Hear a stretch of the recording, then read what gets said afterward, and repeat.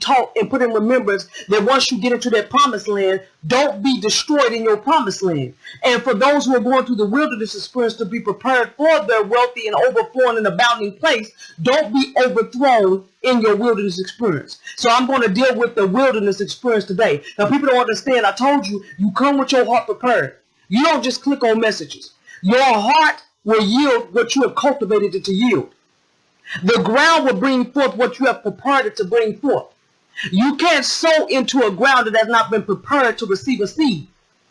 So the cultivation of your heart will determine what you will yield from any message, from a prophet to a teacher to a apostle, any inspired word of God. If you have not prepared your heart to receive, this person over here going to bring forth a mighty harvest. That's what he means by some 30, some 60, some 100. Because depending on to the measure you need, it will measure back to you. If you have not prepared your soul to receive, and that's the same, you can take that the same way with the stony ground and on the hardened ground, and on you didn't have depth of root, and so over time, the wind beat up on it, and the seed was scorched, because that's all cultivated soil.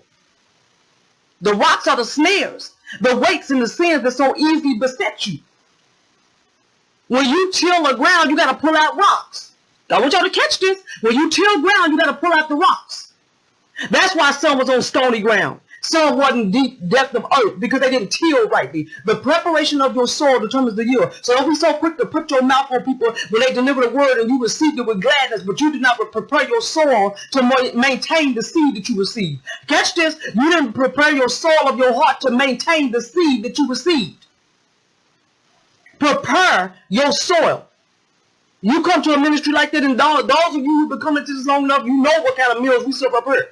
Prepare your soul to receive the kind of seed that I'm implanting into you. This ain't no sweet by and by and old child still bathe forever ministry. This is a work your spiritual adult teeth out, to where you're going to leave with some sore side teeth every now and then. Because you're going to have to chew. That's what it means to meditate on the word. You're about to chew this word. So even before you come here, those of you may hear this message today, and those of you may have never thought of it that way. When you come to this ministry, you have to prepare your heart, which is the soil, for the kind of seed you're about to receive. Because you can bring forth a mighty harvest, which is why you can plant one seed, and you don't know how much that one seed can bring up. If you plant one apple seed, that tree will yield multitude of apples. That's why you don't have to go greater than 100-fold, because 100-fold is the greatest possible harvest on the seed. So prepare your heart to receive this word, because like I said, we are in different seasons, but the Lord is bringing everybody into one Selah moment, one harmonious moment, because we all are orchestras. But that's the whole point. This one over here playing at one speed, this one over here playing at one speed, because this is our development, this is our process. But before he come, we will all be moving together as one unit in one great Selah, one great orchestra of perfect harmony unto the Lord.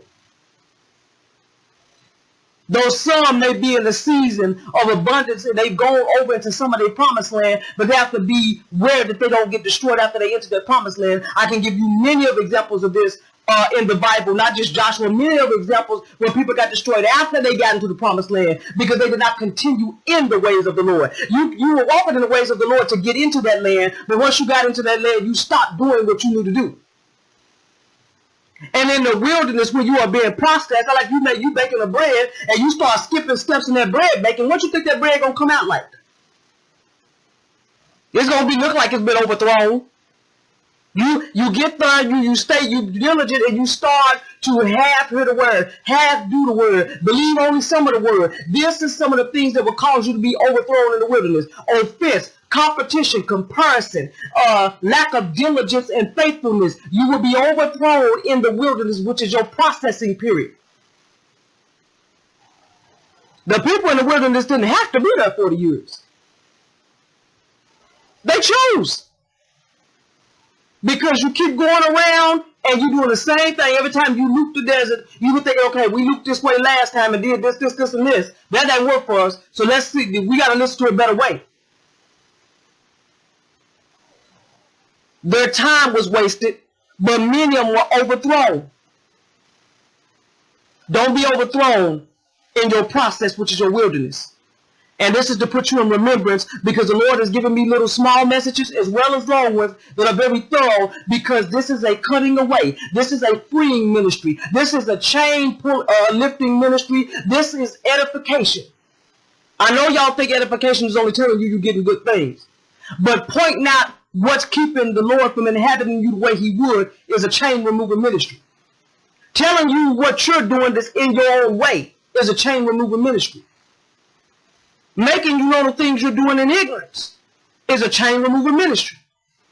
Telling you flat out what you're doing wrong and you know you're doing wrong is a chain remover ministry. As well as speaking into you and recognizing gifts in and through you. Discipleship is always the goal. Why do you come and you receive word? Word is fuel for you to move forth in discipleship. You come and eat these spiritual meals so that you can then begin to operate in discipleship. And if you just keep sitting and eating and eating and eating and eating and never come into discipleship in your call, you will get gluttonous or fat in the spirit. And that's not a good thing either. You come and you eat so you can be fueled for the ministry. You come and you eat so you can then become a bread distributor. You notice how he handed the apostles the bread. The Lord handed the apostles the bread, and the apostles handed it to the people.